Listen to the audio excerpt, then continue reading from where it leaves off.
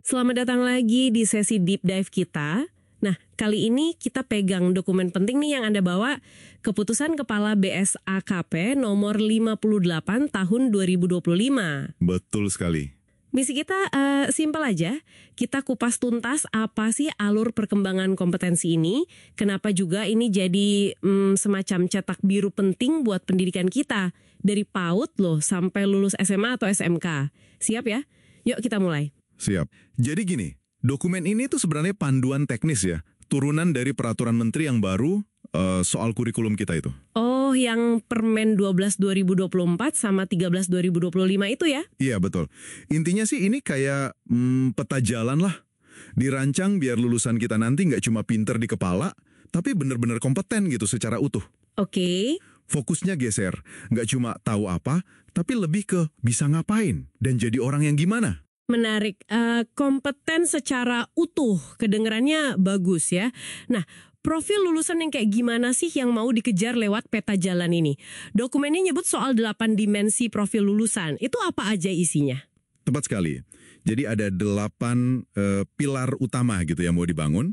Pertama, jelas keimanan dan ketakwaan pada Tuhan Yang Maha Esa. Oke. Kedua, kewargaan. Maksudnya sadar sebagai bagian dari masyarakat, bangsa, bahkan dunia. Ketiga, nah ini, penalaran kritis. Kemampuan mikir logis, refleksif. Keempat, kreativitas ya, bikin gagasan baru atau karya original gitu. Kreativitas, oke. Kelima, kolaborasi. Bisa kerja bareng orang lain secara efektif. Keenam, kemandirian. Jadi proaktif, tanggung jawab sama belajarnya sendiri. Kemandirian ya, ya. Ketujuh, kesehatan. Ini luas, fisik, mental, sosial, termasuk keselamatan juga. Terakhir, kedelapan, komunikasi.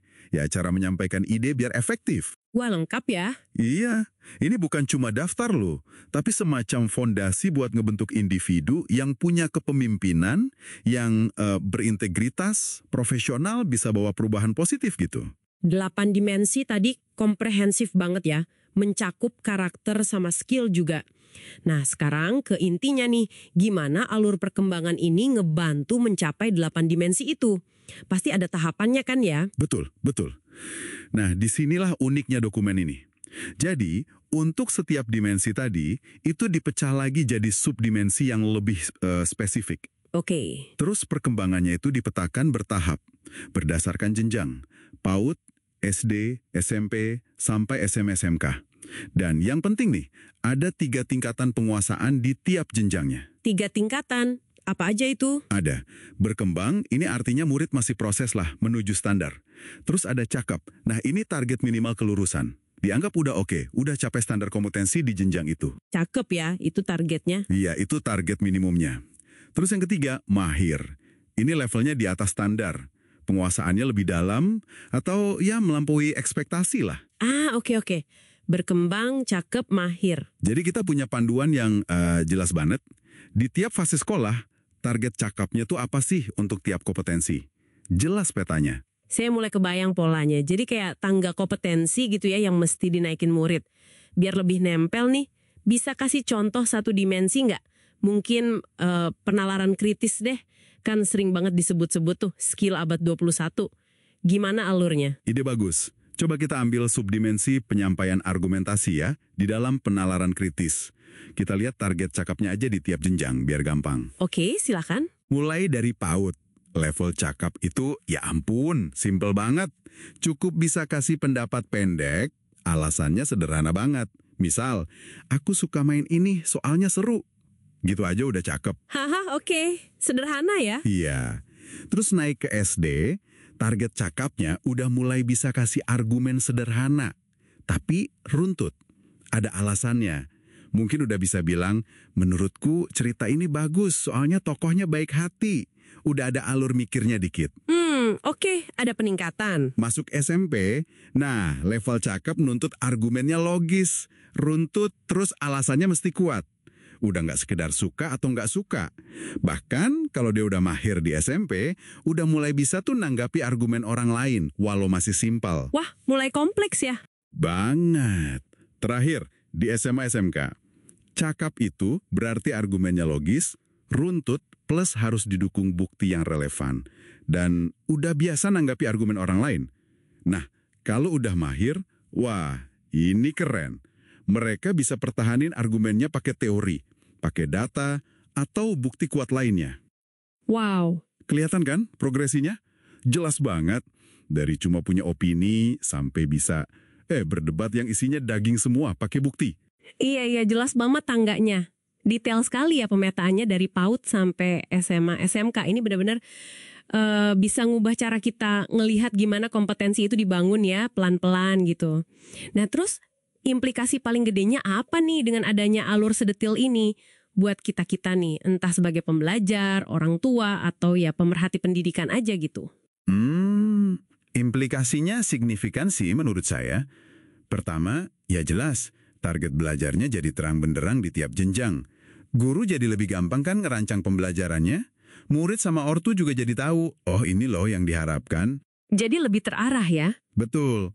Kedua, ini mendorong penilaian yang lebih holistik. Nggak cuma nilai angka di rapor aja, tapi perkembangan 8 dimensi profil lulusan tadi secara utuh. Itu yang dilihat. Oke, nggak cuma akademis. Iya. Ketiga, ada penyesuaian konteks juga. Contohnya nih, buat SMK ya. Di dimensi kesehatan, itu secara eksplisit disebutin subdimensi K3, keselamatan dan kesehatan kerja. Nah, ini kan penting banget buat dunia kerja. Oh iya bener, K3 itu krusial di SMK. Betul. Jadi ada konteksnya juga. Tapi ini kedengerannya bagus banget, ideal gitu ya. Apa nggak ada kekhawatiran ini jadi terlalu kaku atau mungkin sulit diterapkan merata di sekolah-sekolah kita? Kondisinya kan beda-beda banget ya. Nah, itu pertanyaan bagus banget.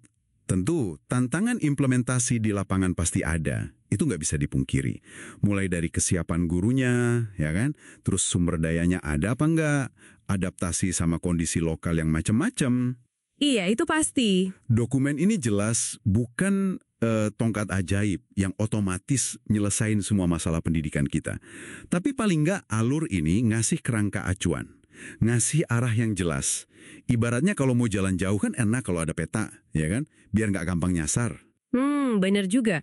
Jadi semacam kompas ya. Iya, ini upaya standarisasi ekspektasi lah untuk lulusan se-Indonesia.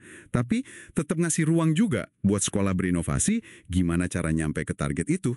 Nggak harus kaku-kaku banget caranya. Oke. Saya paham. Jadi kalau disimpulin ya, alur perkembangan kompetensi ini itu semacam blueprint detail gitu ya buat ngebangun lulusan Indonesia yang utuh lewat 8 dimensi kunci tadi. Dengan tahapan yang jelas, dari kecil banget sampai siap kerja atau kuliah. Ini bukan cuma daftar harapan kosong ya, tapi beneran peta navigasi. Tepat sekali. Memahami alur ini tuh yang ngasih kita gambaran lebih jernih lah. Kemana sih arah pengembangan SDM kita? Profil kompetensi kayak apa yang dianggap penting buat masa depan Indonesia, itu jadi lebih kelihatan. Sip. Nah, sebagai penutup nih, ada satu pertanyaan reflektif buat Anda yang dengerin. Setelah tahu ada peta perkembangan kompetensi yang serapi dan sedetail ini, kira-kira ini ngubah cara Anda ngelihat proses belajar Anda sendiri nggak? Atau mungkin cara Anda dukung orang lain belajar di sekitar Anda? Sesuatu buat direnungkan deh. Sampai ketemu di deep dive kita selanjutnya ya.